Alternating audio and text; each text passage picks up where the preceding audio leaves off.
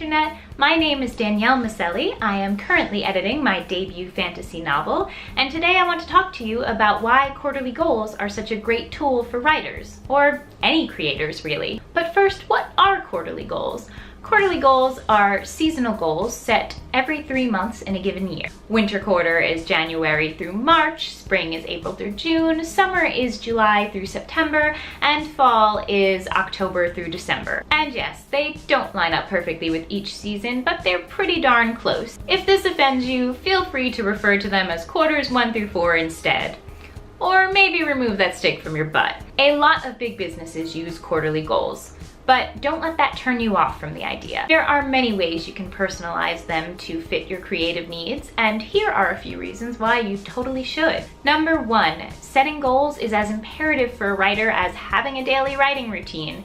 And if y'all watched my first video, you know just how important that is. And if you haven't, get on that shit. What's great about quarterly goals is that they're the perfect increment of time in which to accomplish things with minimal anxiety. When the scope is too large, it allows you to procrastinate indefinitely. But when you give yourself too small a time frame, that can paralyze you. I found that every time I try to contain my goals to a week or even a month, I constantly feel like I am racing the clock. However, 3 months is far enough away to make it feel like I don't have deadlines constantly looming overhead, while still close enough to keep me on track. Now, this might not be the case for you. Everybody has their own anxiety threshold. Some people would work better under the pressure of shorter time frames, and 3 months might not be long enough for others. But even if you decide that your sweet spot is something other than quarterly, you can still use all the qualities we're going to discuss and apply them to your own schedule. Personally, I use quarterly goals to outline my bigger aspirations and pair them with weekly to-do lists on really cute stationery.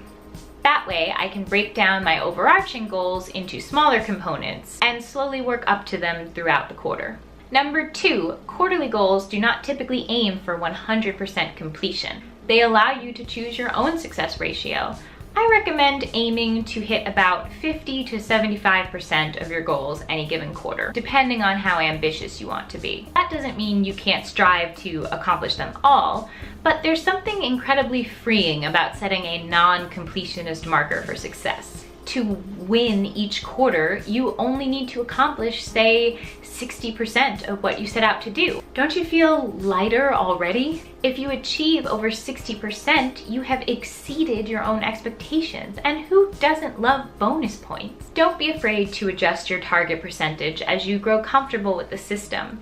If you are consistently accomplishing 100% of your goals with ease, then you are probably capable of much more, so challenge yourself and step up your goal count. If you, on the other hand, are consistently struggling to make it halfway through your list, then maybe pare it down a bit. And remember to actually reward yourself if you hit 60%. Maybe you'll demand that someone take you to your favorite restaurant, or maybe you'll go buy a party-sized bag of cheese doodles, eat them all yourself, and tell your Fitbit to suck it. Which, let's be real, is about as close to a real party as many of us writers ever want to be. But you do you. Number 3, one more component of quarterly goals that makes them particularly useful is that they are meant to be shared with other people.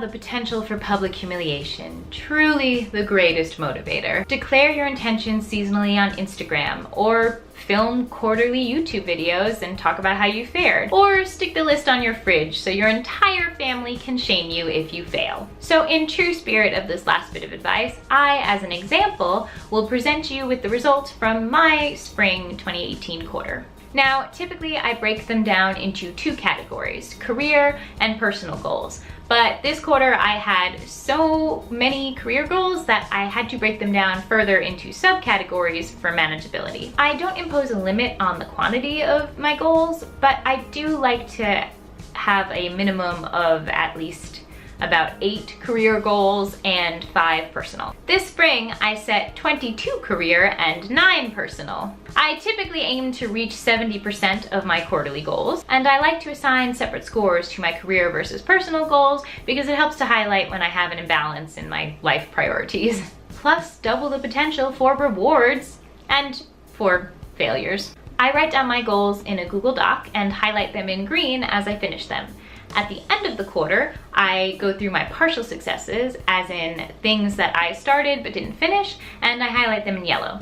This does not count towards my final goal score. It's literally just to make me feel better that I at least tried to do those things. If I don't touch anything on my list at all, it stays boring and unhighlighted. And if I complete a bonus objective, as in something unforeseen that might have come up as a result of one of my other goals, I will write that down and highlight it in purple, because purple is awesome. Bonus goals also do not count towards my final goal tally, but they do merit an extra pat on the back, or an extra cheese doodle. So I'm gonna grab the list from my phone and let's see how I did this spring. We'll start with career goals. First subcategory, author platform. Number 1, mock up, build, and launch website. Yep. Number 2, commission social media header. I did that with the lovely Jamie Harrison. I will put her info in the description box. Number 3, set up MailChimp, draft welcome letter for my newsletter. Yep. Number 4, create an author email. Author Danielle Miceli at gmail.com, hit me up. Number 5, delete most photos from Instagram and repurpose the ones that remain to fit an author platform. Then convert it to a business profile. Man, this goal was a bitch. I had like, over 200 photos. I pared it down to like 49. It took a long time. Number 6, create a business Facebook page to link to Instagram. Done. Number 7, design, plan backlog for, and launch YouTube channel. Obviously complete. Number 8, start and consistently update all author social media. Yep. Number 9, craft novels, temporary synopsis, or pitch for website. Done. Number 10, June author newsletter, draft and send it. Also done, literally on the last day of the month/quarter, but done. And I have a couple of bonus for the author platform subcategory. Bonus number 1, I opened a P.O.Box because I learned that you have to have a business address if you want to send out any kind of online newsletter, so FYI. And I crafted and added a privacy policy to my website in compliance with the GDPR, and to my newsletter, double consent stuff. That was another bitch, so it definitely counts as a bonus goal. I want that extra cheese doodle. Next career subcategory is editing process for my novel. Number 1, combine all chapters into one single manuscript file, because I wrote them all in separate documents, each chapter, because I hate myself. I hated myself putting them all in one manuscript file too, but I did it. Number 12, update my Office desktop so it can handle manuscript editing and video editing. It's right here and it's beautiful, and really my husband did that goal for me. Thank you, Nick. Number 13, begin critique partner editing for completed draft. My critique partner read my whole book and gave me this stuff, but no, I didn't do this. I didn't get pretty much any editing at all done this quarter, which sucked. Number 14, brainstorm a novel title and chapter titles. I did brainstorm a lot of potential novel titles, but I didn't pick one, and I didn't really make headway on chapter titles. Don't even know if I'm gonna use them or just numbers. So partial success, so that doesn't count.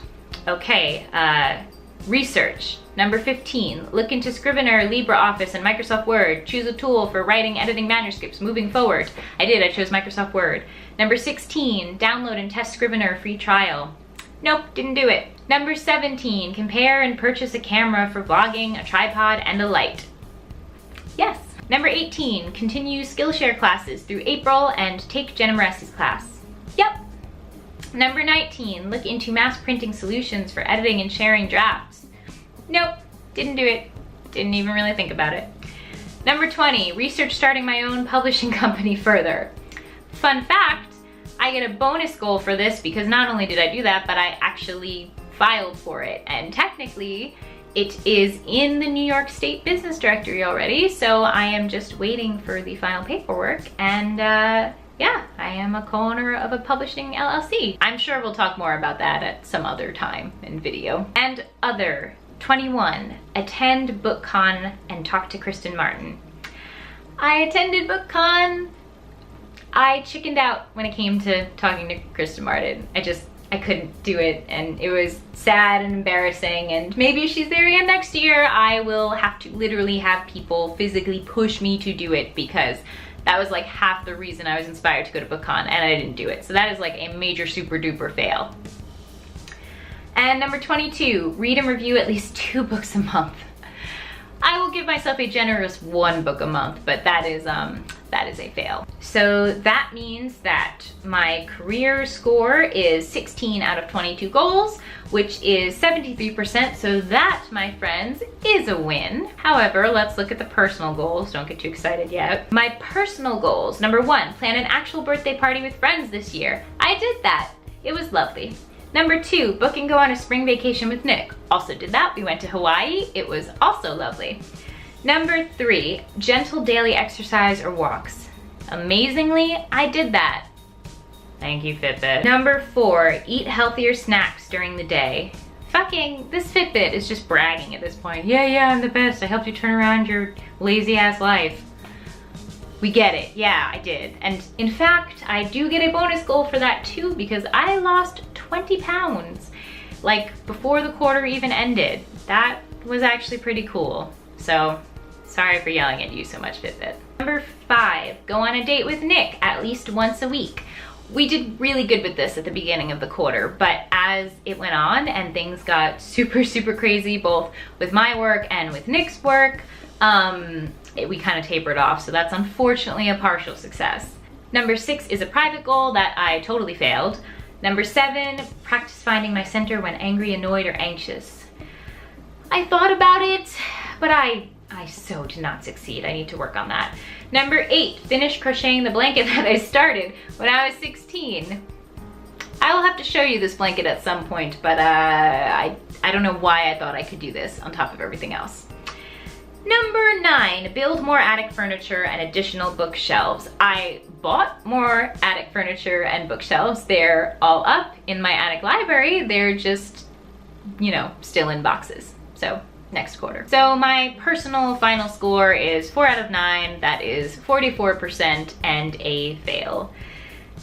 That's a clear win for my career goals, but pretty meh in the personal department. I tried to keep this in mind as I created goals for summer quarter, but we'll see how that goes. My reward for achieving over 70% of my career goals will be breaking into that aforementioned bag of cheese doodles. I was so not kidding. Thank you for joining me today. Please give this video a thumbs up if you enjoyed it, and let me know in the comments if you have any clever ways for organizing your goals. Have you tried setting quarterly goals before? Are you gonna? I hope to see you back again. I post new writing videos every other Thursday, and if you don't want to miss any, then please subscribe and ring that bell. If you're looking for ways to connect between videos, I'm on both Instagram and Twitter as Danny Writes Books, and you can also find me on Facebook, Goodreads, and of course my website, daniellemiceli.com. All the relevant links are down below. So yeah, do the things. Eat some cheese doodles. Until next time.